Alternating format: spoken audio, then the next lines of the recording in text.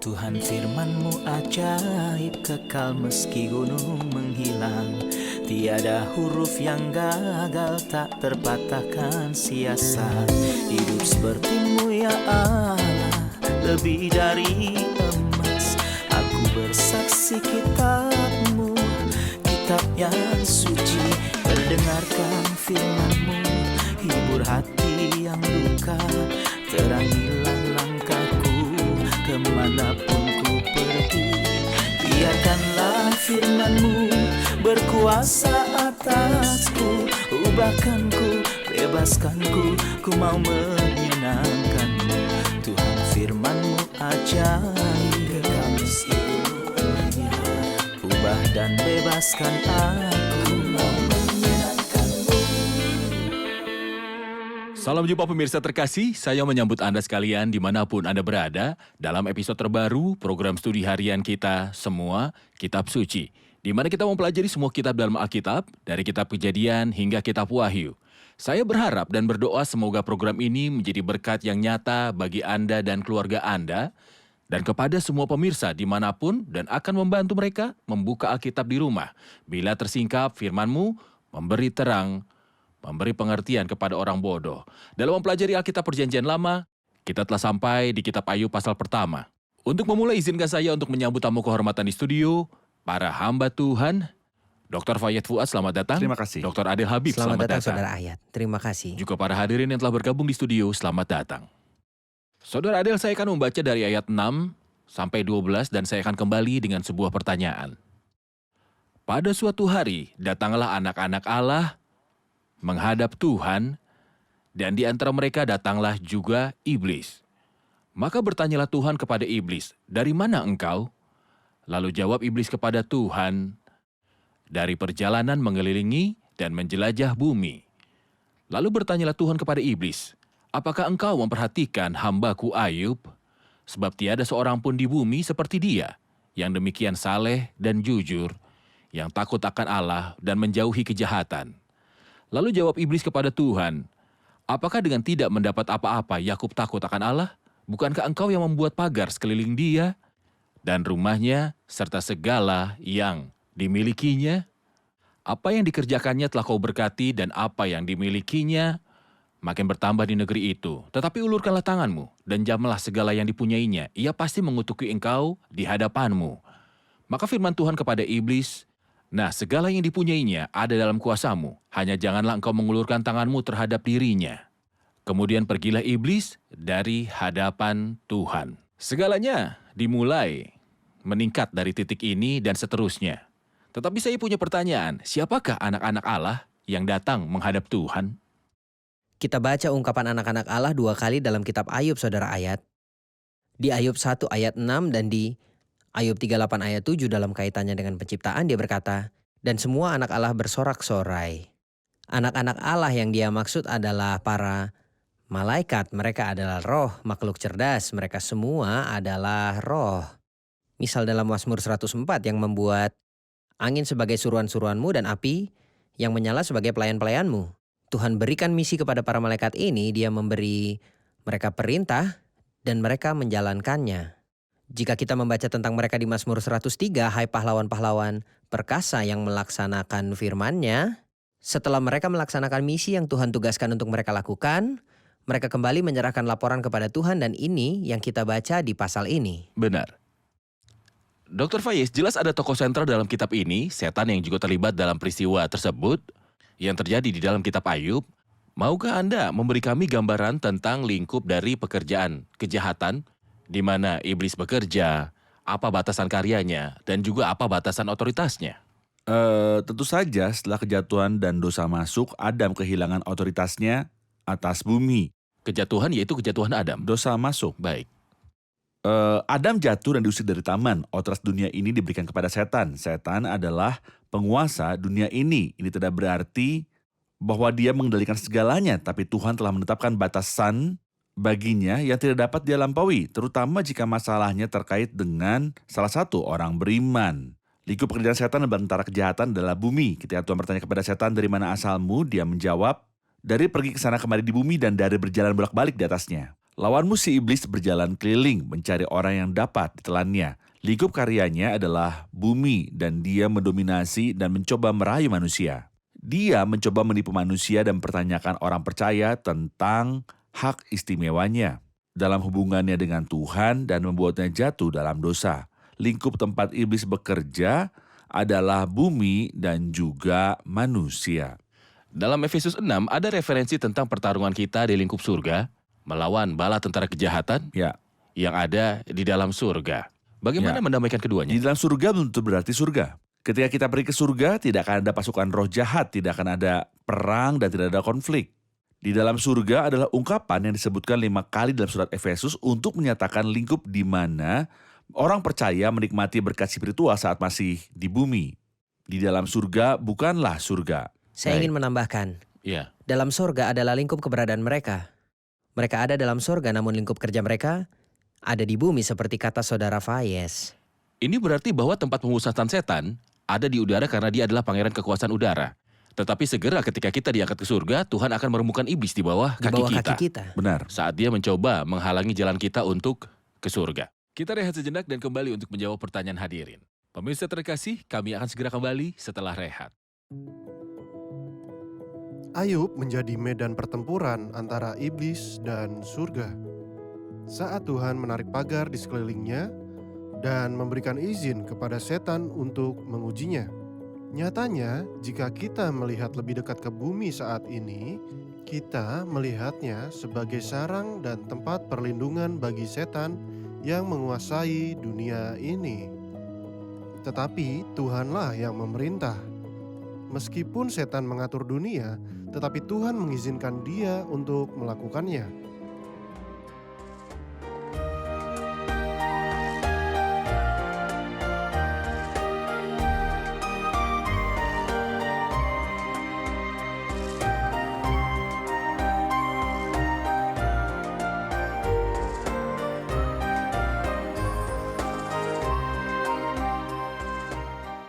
Kami telah kembali pemirsa terkasih untuk melanjutkan pembelajaran kita di kitab Ayub pasal yang pertama. Saudara Adel, saya ingin tahu laporan Tuhan tentang Ayub. Apa yang dia katakan tentang Ayub? Pertanyaan yang bagus, saudara Ayat.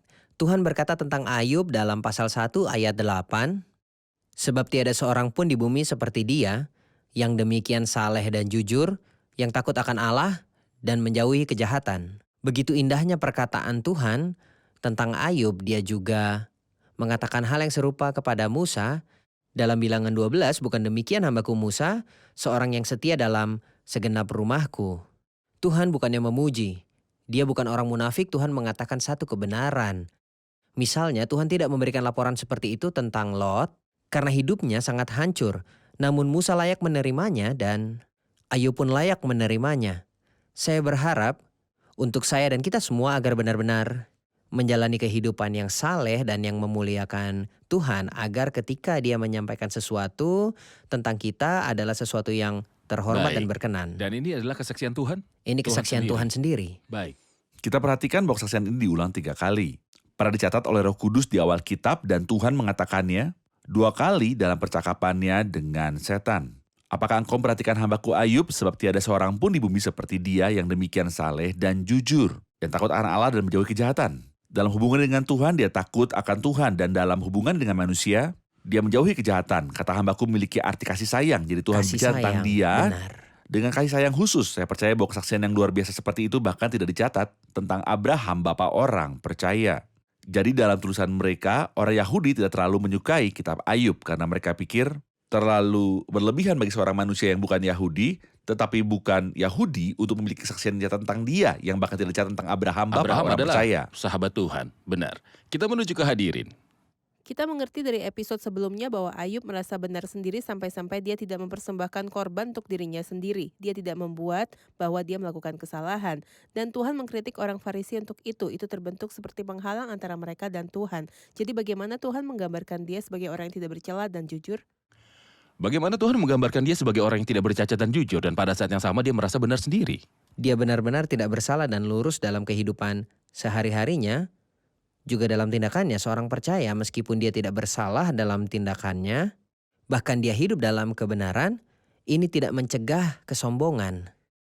Ini alasan Paulus berkata supaya aku jangan meninggikan diri, jadi dia rentan terhadap permuliaan. Oleh karena itu, urusan Tuhan dalam kitab ini adalah untuk membantu Ayub menyingkirkan rasa membenarkan diri sendiri. Juga perhatikan bahwa ada perbedaan antara Ayub dan orang Farisi. Orang Farisi merasa benar sendiri, tetapi mereka bukanlah orang percaya sejati yang lahir dari Allah. Tetapi untuk Ayub, dia lahir dari Allah. Seorang saleh yang takut akan Allah, dia adalah orang yang percaya di pasal 1, sama seperti dia di pasal 2. Dia punya masalah seperti yang kita dengar dari saudara Adel, bahwa dia mengandalkan kebenarannya sendiri. Kata tidak bercacat dan jujur dalam bahasa Ibrani tidak bercela adalah tam dan tegak adalah yasher. Keduanya tidak berbicara tentang sifat karena mereka mengacu pada tindakan. Jadi Tuhan tidak menilai sifatnya ketika dia mengatakan dia adalah orang yang tidak bersalah dan jujur. Tetapi dia mengukur tindakannya seperti yang kita dengar dari para hamba Tuhan, maka tentang perbuatan-perbuatan yang tidak dia salahkan. Tindakannya sempurna, tam dan yasher, sempurna dan lurus. Tapi kemudian Tuhan berurusan bukan menurut perbuatannya tetapi berdasarkan sifatnya. Dia akan menunjukkan kepadanya sifat yang sebenarnya sehingga dia tahu bahwa dia memiliki malapetaka yang disebut pembenaran diri. Di sini kesaksian Tuhan bukan tentang apa yang ada di dalam dirinya tetapi perbuatannya dinilai dari luar yang sempurna dan juga lurus. Saya berharap kita dapat membaca pasal 29 dan 31 sehingga kita dapat memahami apa yang dilakukan dirinya. Dalam pasal 29 dia berkata, Aku menjadi mata bagi orang buta dan kaki bagi orang lumpuh, dan perkara orang yang tidak kukenal kuselidiki, dan hati seorang janda aku buat bersuka ria. 100 kali dalam pasal ini dia berbicara tentang kata ganti orang, saya 100 kali. Jika kita melihat apa yang dia lakukan, kita akan mengatakan bahwa manusia ini tidak menyukai manusia lain. Ketika kita mencapai pasal 31, dia berbicara tentang dosa yang tidak dia lakukan. Sampai-sampai dia akan berbicara tentang kejahatan moral dan mengatakan bahwa dia tidak melakukan apapun baik dengan berpikir, melakukan, ataupun melihat. Tepat. Sungguh kehidupan yang luar biasa dan indah. Jadi laporan ini bukan tentang sifat pembenaran dirinya tetapi tentang perbuatannya. Tentang Dia karya-karyanya. melakukan apa yang benar dan juga sempurna. Jadi menurut standar perbuatan ini, dia tidak bercela dan jujur. Dr. Fayez, saya ingin tahu apa keluhan yang diajukan oleh setan terhadap Ayub di hadapan Tuhan. Setan mencoba mempertanyakan motif Ayub tentang kasih dan penyembahannya kepada Tuhan. Dia mengatakan ini tidak gratis, dia tidak mengasihimu karena engkau menyenangkan, dia mengasihimu untuk mendapatkan keuntungan darimu. Dia mengasihimu karena ini normal di antara orang-orang yang memiliki motivasi yang sama. Dan jikalau kamu mengasihi orang yang mengasihi kamu, apakah jasamu? Bukan untuk diri sendiri tetapi Tidak, dia anugerah bagi mengasihimu Anda. karena pemberianmu. Engkau memberinya dengan berlimpah karena engkau membuat pagar di sekelilingnya. Bukankah engkau telah membuat pagar sekeliling dia dan sekeliling segala miliknya sehingga dombanya banyak? Engkau memberinya itu sebabnya dia mengasihimu. Tapi jika engkau mengambil apa yang dia miliki, dia tidak akan mengasihimu. Maka ini akibat berkatnya. Dia mempertanyakan motif kasih dan juga penyembahan Ayub kepada Tuhan. Saudara Adel, setan berkata bahwa alasan Ayub menghormati Tuhan adalah harta benda. Engkau menganugerahinya itu sebabnya ia takut kepadamu. Jadi penyerangan atas properti dimulai dengan izin Tuhan. Mengapa dia memulai dengan properti? Dia mulai dengan properti karena dia ingin Ayub mencapai titik-titik di mana dia mengatakan kata-kata yang menghina Tuhan. Ketika Ayub menjalani kehidupan yang tidak bercacat dan benar, dia memuliakan Tuhan. Tentu saja tidak ada yang lebih membuat setan marah selain orang percaya yang memuliakan Tuhan dan menjalani kehidupan yang sempurna dan benar. Dia ingin Ayub mencapai titik di mana bukannya memuliakan Tuhan malah menghina dan menghujat Tuhan. Bagaimana dia melakukan ini? Dia mulai dengan kekayaannya. Setelah dia menjadi orang terhebat di timur, dia membuatnya bangkrut dalam satu hari bahwa Ini Ayub berarti akan hartanya nol. dia Tidak menyebabkan ada. harta Ayub menjadi nol sehingga Ayub akan mengutuk Tuhan dan ini belum terjadi. Baik. Saudara Fayez, saya akan membacakan beberapa ayat, dimulai dari ayat 13. Kami membutuhkan komentar Anda tentang pencobaan berat yang diderita oleh Ayub. Pada suatu hari ketika anak-anaknya yang lelaki dan perempuan makan-makan dan minum anggur di rumah saudara mereka yang sulung, datanglah seorang pesuruh kepada Ayub dan berkata, sedang lembu sapi membajak dan keledai-keledai betina makan rumput di sebelahnya, datanglah orang-orang Sheba menyerang dan merampasnya serta memukul penjaganya dengan mata pedang, hanya aku sendiri yang luput sehingga dapat memberitahukan hal itu kepada Tuan. Sementara orang itu berbicara, datanglah orang lain dan berkata, api telah menyambar dari langit dan membakar, serta memakan habis kambing domba dan penjaga-penjaga. Hanya aku sendiri yang luput sehingga dapat memberitahukan hal itu kepada Tuan. Sementara orang itu berbicara, datanglah orang lain dan berkata, orang-orang Kasdim membentuk 3 pasukan lalu menyerbu unta-unta dan merampasnya serta memukul penjaganya. Dengan mata pedang, hanya aku sendiri yang luput sehingga dapat memberitahukan hal itu kepada Tuan. Sementara orang itu berbicara, datanglah orang lain dan berkata, anak-anak Tuhan yang lelaki dan yang perempuan sedang makan dan minum anggur di rumah saudara mereka yang sulung. Maka tiba-tiba angin ribut bertiup dari seberang padang gurun, rumah itu dilandanya pada 4 penjurunya dan roboh. Menimpa orang-orang muda itu sehingga mereka mati. Hanya aku sendiri yang luput sehingga dapat memberitahukan hal itu kepada Tuan. Maka berdirilah Ayub, lalu mengoyak jubahnya dan mencukur kepalanya, kemudian sujudlah ia dan menyembah. Katanya, dengan telanjang aku keluar dari kandungan ibuku, dengan telanjang juga aku akan kembali ke dalamnya. Tuhan yang memberi, Tuhan yang mengambil. Terpujilah nama Tuhan. Dalam kesemuanya itu Ayub tidak berbuat dosa dan tidak menuduh Allah berbuat yang kurang patut.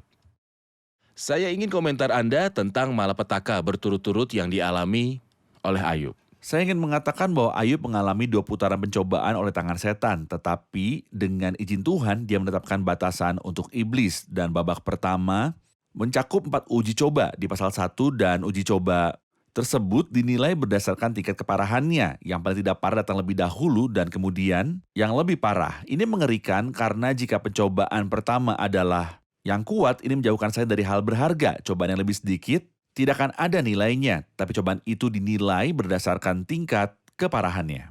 4 percobaan. Uji coba pertama adalah bahwa orang Sheba mengambil sapi dan keledai. Ujian kedua, api turun dari surga dan membakar domba dan para pelayan. Ujian ketiga, orang Kasdim menyerbu unta dan para pelayan bersama mereka. Semua kekayaan Ayub hilang dalam 1 hari. Di pagi hari dia adalah orang terkaya di timur dan di penghujung hari dia menjadi yang termiskin di timur. Tidak hanya itu, babak keempat bahkan lebih keras. Anak-anaknya berkumpul untuk merayakan ulang tahun kakak laki-laki mereka di salah satu rumah mereka, dan api dan angin datang dari surga dan menghantam rumah itu. Dan ke-10 orang itu meninggal. Dari penjuru bumi. Dari penjuru bumi. Rumah itu roboh, ke-10-nya mati dalam 1 hari. Di pagi hari dia punya keluarga, baik dia memiliki anak laki-laki dan perempuan. Pada akhirnya dia menjadi kesepian dan tidak memiliki siapapun kecuali istrinya. Tetapi hal baiknya adalah dia tidak berbuat dosa atau menuduh Tuhan salah. Dia membenarkan Tuhan dalam segala sesuatu yang dia jadikan. Dia mengucapkan ungkapan yang indah.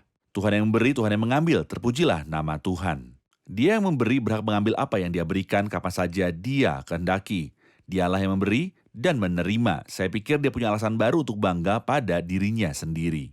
Akar kebenaran diri menembus dalam dirinya lebih dari sebelumnya. Dia bertindak dengan cara yang baik dalam keadaan yang baik. Seperti dalam kesusahan, kemiskinan, dan kesedihan. Jadi dia berhak untuk bangga pada dirinya sendiri. Untuk alasan ini, Tuhan masih harus menjalani ujian putaran kedua yang akan kita lihat di pasal 2. Baik, kita rehat sejenak dan kembali untuk menjawab pertanyaan hadirin.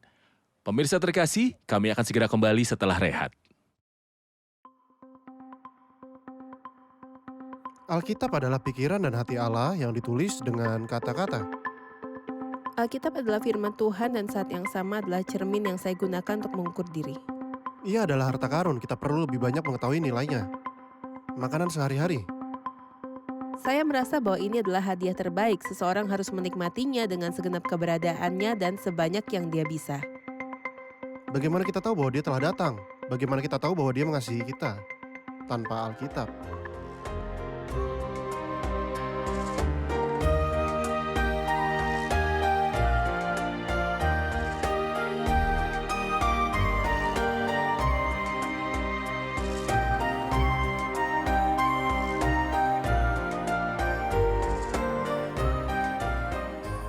Kami telah kembali pemirsa terkasih untuk menjawab pertanyaan dari para hadirin di studio. Tuhan tahu bahwa Ayub adalah orang yang baik. Jadi mengapa dia membiarkan semua ini terjadi? Akankah upah atas kebaikan Ayub dalam laporan Tuhan adalah dengan membiarkan bencana ini menimpanya? Tuhan ingin berurusan dengan hal dalam diri Ayub. Pembenaran diri sendirilah yang berakar pada Ayub. Dia menggunakan disiplin. Memang tiap-tiap ganjaran pada waktu ia diberikan tidak mendatangkan sukacita tetapi duka cita. Tapi kemudian ia menghasilkan buah kebenaran yang memberikan damai kepada mereka yang dilatih olehnya. Kebenaran untuk perdamaian, kita melihat peristiwa tapi kami belum melihat akhirnya. Ketika kita mencapai akhir, kita akan menemukan bahwa Tuhan mengubah semua kejahatan ini menjadi kebaikan seperti yang Yusuf katakan. Memang kamu telah mereka yang jahat terhadap aku, tetapi Allah telah mereka akan untuk kebaikan. Memang jahat, tapi Tuhan bermaksud untuk mengeluarkan kebaikan darinya. Kita akan melihat kebaikan itu pada akhirnya. Baik, jadi bencana yang dideritanya adalah alat di tangan Tuhan untuk mengubah hal-hal di dalam diri Ayub, dan kita tahu hasilnya ada dalam kitab ini. Saudara Adil, saya ingin komentar Anda tentang reaksi Ayub terhadap bencana ini. Apakah yang dia lakukan? Ayub mengungkapkan kesedihannya yang mendalam. Sebelum hal-hal ini terjadi padanya, dia merobek jubahnya dan mencukur rambutnya. Saya percaya bahwa tidak seorang pun dari kita dapat menyalahkan Ayub karena mengungkapkan kesedihannya. Cobaan yang sulit. Dia adalah manusia yang terbuat dari darah dan daging. Apa yang dialami itu tidak normal, ini sulit dan juga berat. Jadi wajar jika Ayub mengungkapkan kesedihannya melalui perasaan seorang manusia. Namun yang luar biasa, dia sujud, tidak hanya menyembah namun juga mengucapkan kata-kata yang indah kepada Tuhan. Katanya, dengan telanjang aku keluar dari kandungan ibuku dan dengan telanjang juga aku akan kembali ke dalamnya. Tuhan yang memberi, Tuhan yang mengambil, terpujilah nama Tuhan. Jika dia menyalahkan Tuhan atau mengeluh, memang mungkin misalnya mengutuk orang Sheba atau Kasdim, atau menyalahkan kondisi alam, api yang jatuh dari surga. Dia juga bisa menyalahkan para pelayan yang menjaga unta, lembu, dan keledai, namun dia tidak menyebutkan semua itu. Dia memuliakan Tuhan dan berkata, Tuhan yang memberi, Tuhan yang mengambil, terpujilah nama Tuhan. Namun faktanya sangat menyakitkan melihat orang beriman yang mengalami lebih sedikit pencobaan daripada ini, namun mereka sudah mengeluh. Semoga Tuhan membantu kita untuk belajar dari Ayub untuk terus bersyukur. Saya suka dia menerima segalanya dari Tuhan dan melihat tangannya dalam segala hal. Dia tidak mengatakan Tuhan memberi dan Sheba Tuhan merampok. mengizinkannya terjadi. Tuhan memberi. Dan juga Tepat. Tuhan telah mengambilnya. Dalam segala hal dia melihat tangan Tuhan. Dan saya suka ketika Daud pernah mengalami pengalaman yang baik dan di lain waktu melalui pengalaman yang buruk. Dia melihat kedua kasus itu tangan Tuhan. Suatu kali Abigail keluar untuk mencegahnya menumpahkan darah dan balas dendam untuk dirinya sendiri. Dan dia berkata kepadanya, diberkatilah Tuhan. Tuhan mengirimmu untuk mencegahku. Dan suatu kali seorang mengutuknya, Simea bin Gera. Dan salah satu anak buahnya bertanya kepadanya, apakah saya membunuhnya? Tapi dia menjawab, tidak, saya melihat tangan Tuhan, biarlah ia mengutuk. Sebab Tuhan telah berfirman kepadanya, kutukilah Daud. Jadi dalam semua peristiwa ini, Ayub melihat Tuhan dan tangannya mengendalikan semua kejadian dan dia menerima segala darinya. Sebelum kita mengakhiri episode dan mendengarkan kontribusi para hadirin, izinkan saya berbagi pendapat yang ditinggalkan orang dalam Facebook kami tentang kitab Ayub ini. Apa kata mereka? Seseorang bernama Judith Hamdi mengatakan ini adalah kitab tentang urusan ilahi. Wasim Abdul Malak berkata, ini adalah kitab tentang penderitaan orang beriman dan kemurnian iman. Orang beriman antara sedang bingung atau paham tentang urusan yang maha kuasa. Manal Munir berkata ini tentang penderitaan, bentukan, dan kompensasi ilahi. Majid Magni mengatakan perang dunia gaib, perang setan melawan orang-orang percaya. Jacqueline Adli berkata membenarkan diri sendiri atau memahami urusan Tuhan melalui rasa sakit. Amin Sobi berkata kehendak Tuhan tanpa pembenaran bagi manusia dan kompensasi tanpa syarat. Dave Joyce berkata kelegaan yang datang dari Tuhan setelah kesusahan. Ini adalah pandangan beberapa orang yang membagikannya di Facebook tentang kitab Ayub, namun Anda juga tentunya memiliki pandangan sendiri. Apa yang Anda pelajari dari episode ini tentang kitab Ayub?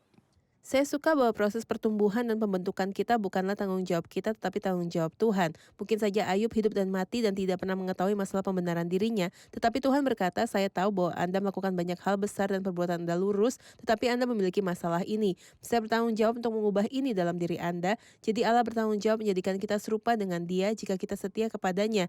Ini membuat saya melihat dengan cara yang lain. Setiap kesulitan yang saya lalui adalah pelatihan dan ini adalah membuat saya semakin seperti Kristus. Ini membuat saya lebih rela menanggung sakit.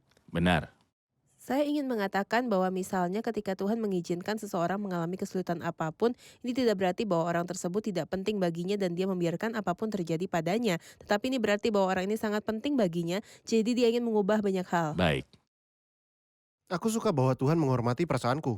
Dia menghormati bahwa saya mengungkapkannya, ini tidak menyebabkan dia marah. Pada saat yang sama, saya juga memiliki tanggung jawab untuk mengungkapkan perasaan saya, tetapi tidak menuduh Tuhan salah. Bagus sekali.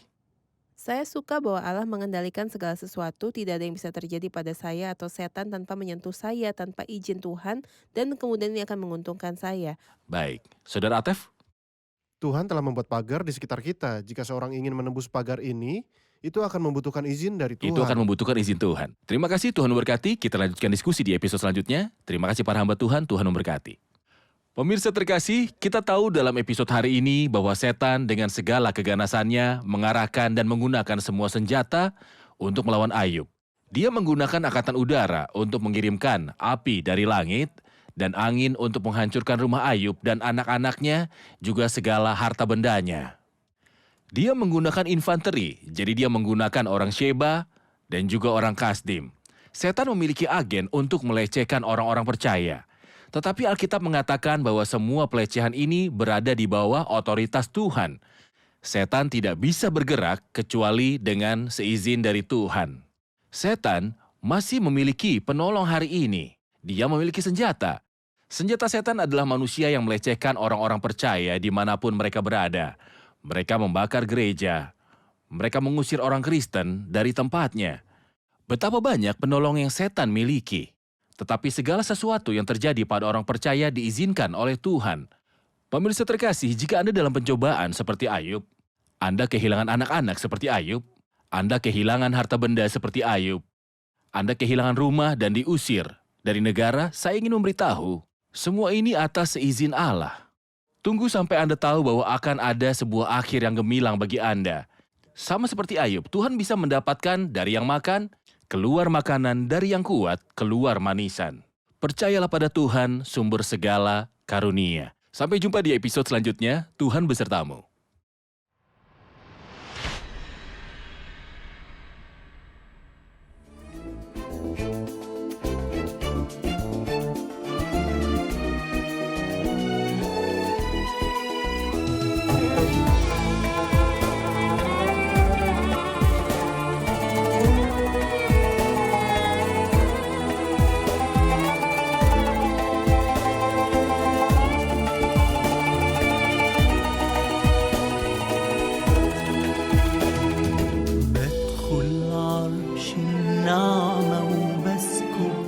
نفسي أمامك ناظر ليك واسجد لك من قلبي وبطلب إنك ترفع نفسي إليك بدخل عرش النعمة وبسكت نفسي أمامك ناظر ليك واسجد لك من قلبي وبطلب إنك ترفع نفسي إليك أصلك سامع قلبي الضارع قلبي اللي بيشتاق لحضورك المس روحي اشفي جروحي واكشف كل خبايا بنورك أصلك سامع قلبي الضارع قلبي اللي بيشتاق